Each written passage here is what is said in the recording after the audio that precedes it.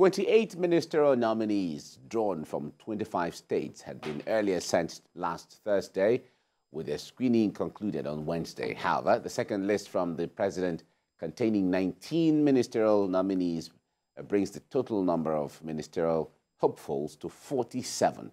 The Senate is expected to commence the screening of the new ministers or nominees today at about 11 a.m. this morning. With us in the studio is public affairs analyst Gbola Oba, as well as Alesta Wilcox. Gentlemen, good to see you both in the studio. Thank you. It's nice to have me around. It's been a while. Welcome. It's been a while. Yeah, nice to But it's good you're here. Yes. Okay, so let's start from some of the comments we're hearing Nigerians make. Well, I'm going to start with you here. Now, 47 ministers, or 47, is the highest that some people are saying, right from 1999 up until now. Now, it is, what do you call it? It is sending speculations in the minds of Nigerians as to whether there are going to be 47 ministries or there are going to be ministers of states, inclusive in all of those. But what do you make that we seem to be seeing the largest ministerial nominees in this cabinet?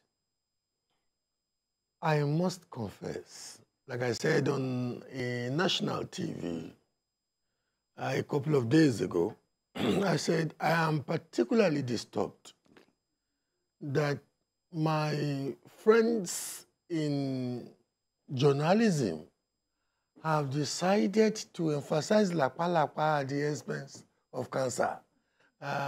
When you have eczema and you are practically celebrating eczema at the expense of skin cancer.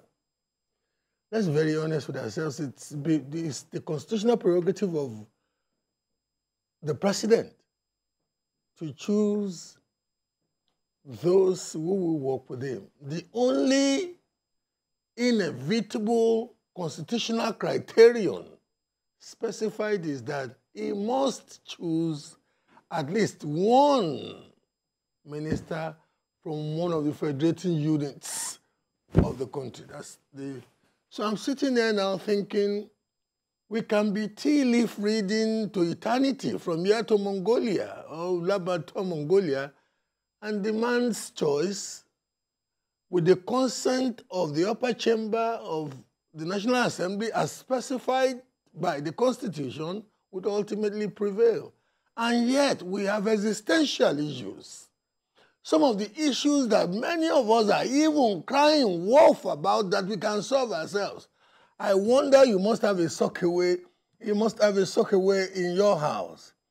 And yet, the technology, we can train local kids. Some of these are local, unemployed, unskilled, unemployed, and unemployable kids in less than 2 weeks to be converting our sockaways to points of energy to power our kitchens. We will not have to go and buy gas anymore.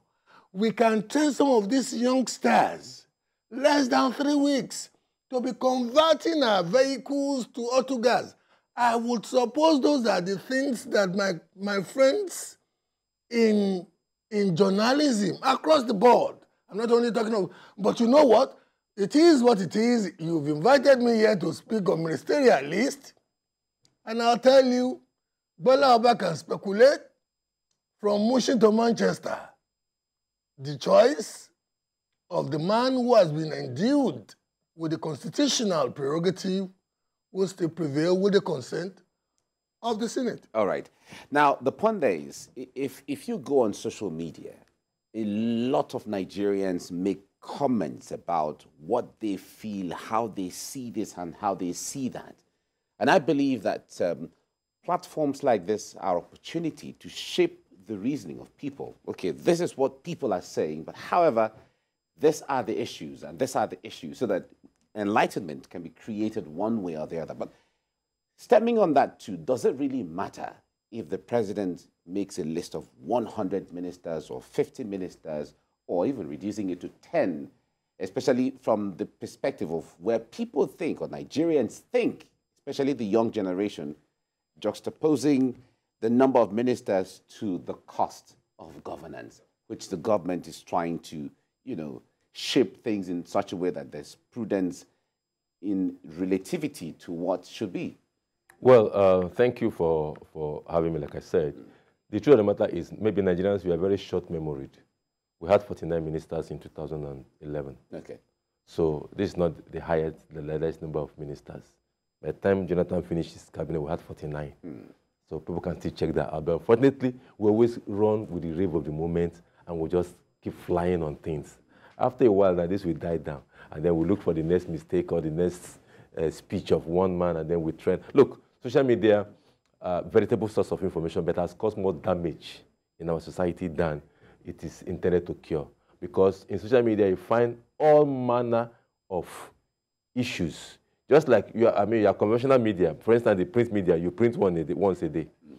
The electronic media, like we are now, maybe after a while, you change your program from current affairs to entertainment and all that thing. But social media is active every day. They are waiting for something to break. Thank God that most conventional media now does 24-hour programming. So they also flash news, what they call it, breaking news. But social media is one that takes it. And because they start with the narrative, they seem to fly it and keep flying it.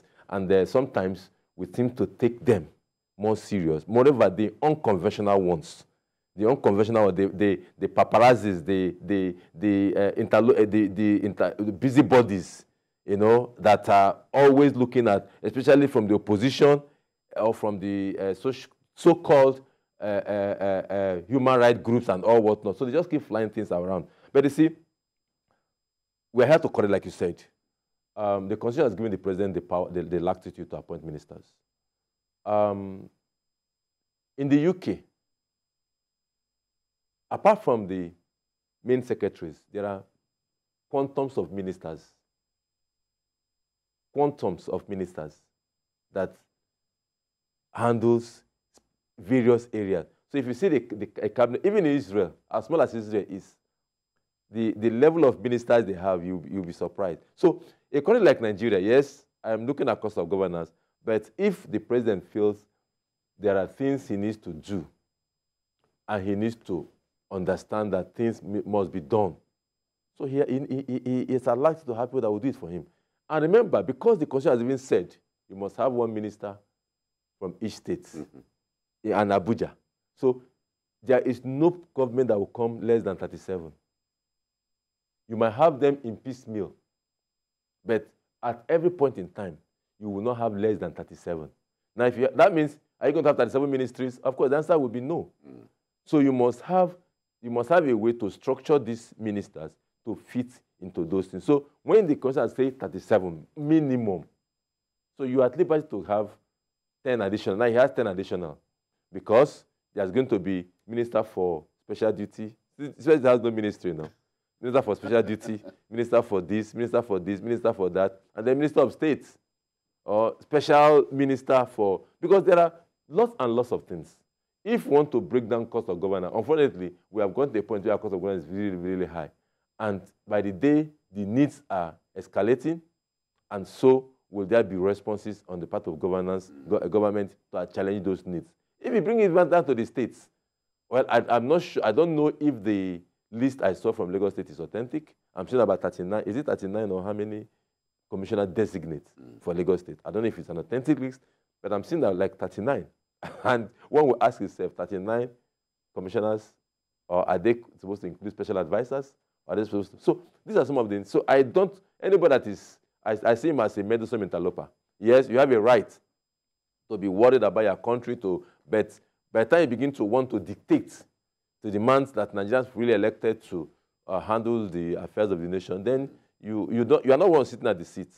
So the man that sits there knows and sees the bigger ball and knows what to do. Okay.